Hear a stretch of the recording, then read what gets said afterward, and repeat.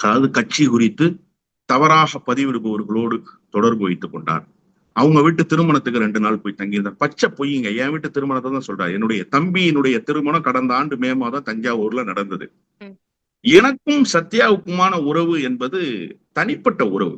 நான் என்ன கேட்கிறேன், 30 ஆண்டு காலம் ஒரு இயக்கத்தில் பணியாற்றுறாங்க. 30 ஆண்டு காலம் ஒரு இயக்கத்தில் பணியாற்றுகிற போது சகோதர பாசத்தோடு அண்ணா தான் சொல்லுவார், ஒரு தாய் வயிற்றில் பிறக்க முடியாத காரணத்தால் பலதாய் வயிற்றில் பிறந்த அண்ணன் தம்பிகள் ஆனோம்னு சொல்லுவாரு. அந்த பந்தபாச உணர்வை அப்படியே கட்டி காத்த காரணத்தால், அதை பேணி பாதுகாத்த காரணத்தால் இந்த இயக்கத்துக்குள்ள ஒருவருக்கொருவர் சகோதர உணர்வோடு பழகினோம்.